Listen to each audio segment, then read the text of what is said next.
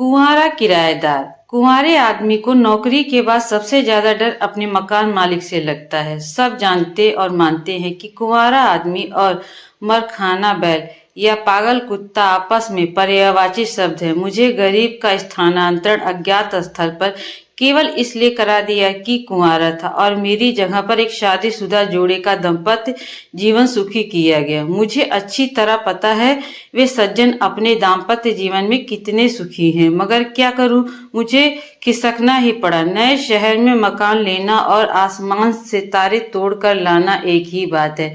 हमारे पूर्वज कितने समझदार थे कि उन्होंने ऐसे आड़े वक्त काम आने के लिए एक मुहावरा बना दिया ताकि कुंवारे आदमी के वक्त जरूरत काम आवे। मकान मालिक और किराएदार के संबंधों के बारे में अगर मैं लिखना शुरू करूं तो संभव है सैकड़ों पन्ने भर जाएं और फिर भी दास्तान अधूरी ही रह जाए। मेरा पुराना मकान मालिक बड़ा सज्जन व्यक्ति था। उसको केवल इस बात का एतराज था कि मेरे यहाँ आने वाले मेहमान हजात का इंतजाम अन्यत्र क्यों नहीं करते। आप विश्वास कीजिए, मैंने अपने सभी रिश्तेदारों को यह बात लिख दी और इसके बाद आज तक मेरे यहाँ कोई मेहमान आने की गुस्ताखी नहीं कर सका। नहीं तो इस महंगाई में जिंदगी जीना खामखा एक गले में फांसी रस्सी है और मेहमान भगवान बचाए। मैं भाग गया था, वापस लाइन पर आता हूँ। कुंवारा किराएदार शहर में मकान ढूंढ रहा था। हाँ, तो ढूंढ रहा है और ढूंढता रहेगा। पहले ही रोज बस साहब मजा आ गया। एक मकान पर टू लेट की दख्ती देखकर घुस गया। अंदर से एक प्रौढ़ आई। मैंने कहा, माता जी आपको मकान किराए पर देना है। वो बिफर गई, मुझे 100 गालियां देते हुए कहने लगी, मैं आपको माताजी लगती हूँ? चले जाओ, गेट आउट। इसके पूर्व कि मैं अपनी गलती के लिए क्षमा मांगता, उन्होंने भड़काऊ से दरवाजा बंद कर दिया।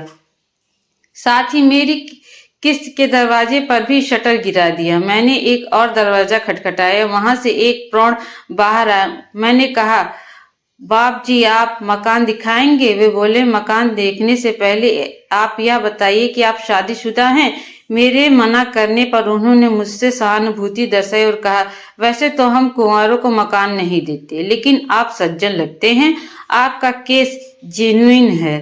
मुझे थोड़ी आशा बंधी है, शायद यहाँ कम बन जाए।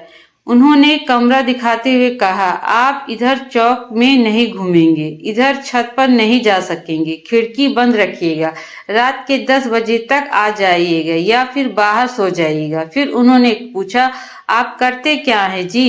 पढ़ाता है या लिखता है?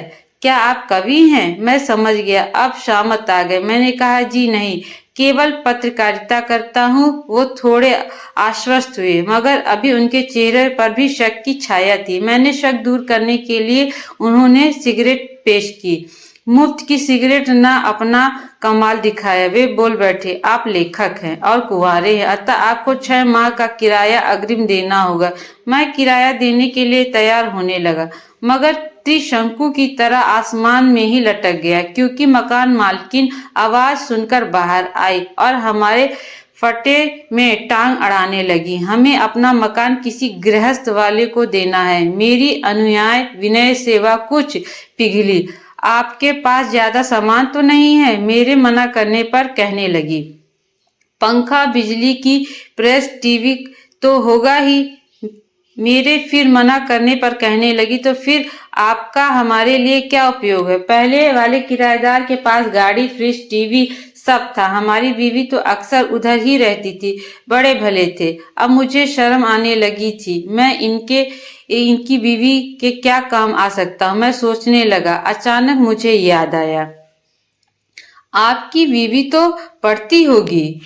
हाँ हाँ, 3 साल से बीए में पढ़ रही है। बीए इंटेलिजेंट है, मगर पता नहीं कैसे हर बार 1-2 नंबर से रह जाती है। तो अगर आप मुनासिब समझे तो मैं बीबी को पढ़ा दिया करूंगा। वे बड़ी खुश हुई। हाँ, मुझे मास्टर की जरूरत भी थी। मुफ्त का मास्टर व दुगना किराया पाकर वे लोग बड़े खुश हुए। जंगल की आग की तरह यह खबर कॉलोनी में फैल गई कि एक कुंवारे आदमी को भापा जी ने किराएदार का दर्जा दे दिया। किसी ने सच ही कहा है कि जब सियार की मौत आती तो गांव की ओर भागता है और किसी कुंवारे की मौत आती है तो वह किसी महानगर की कॉलोनी में मकान लेता है। एक तो लेखक और दूसरा कुंवारा, यानी करेला और नीम चढ़ा। जिधर से भी मैं निकलता खटाखट खिड़कियां बंद हो जाती। आई होल से नयन बाढ़ मेरे ओर फेंके जाते। घर की बड़ी बूढ़ियां अपनी बच्चियों को मेरी छाया से भी दूर रखने की सीख देती। गोया में मैं कोई छूत की बीमारी का मरीज हूँ। शाम को अगर बाहर निकल जाता तो लोग बाग ऐसे देखते जैसे आज अजायब घर में कोई खतरनाक जंतु निकलकर सीधा उन्हें के यहाँ आ गया हो।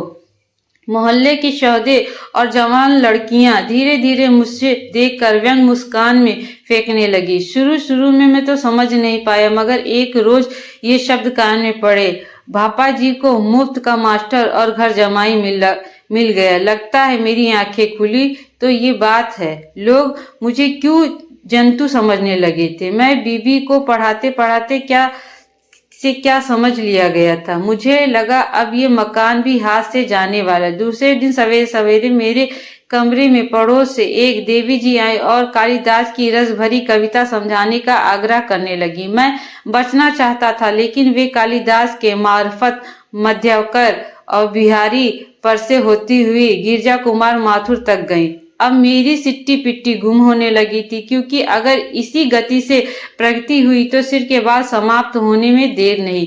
मैं सोच में पड़ गया था। मैंने एक दिन अचानक यूं ही मकान मालिक के कमरे की तरफ का दरवाजा खोल दिया। बस मकान मालकिन और कॉलोनी मोहल्ले भर में तूफान आ गया। मुझे बदमाश, लुच्चा और ना जाने क्या क्या कहने जाने लगा। बड़ी मुश्किल से अपना 15 दिन का किराया खोकर दूसरी जगह मकान के चक्कर में चल दिया, सोचता हुआ बड़े बेआबरू होकर तेरे कूचे से हम निकले। ऐसी कहानी सुनने के लिए हमारे चैनल को लाइक और सब्सक्राइब करना ना भूलें।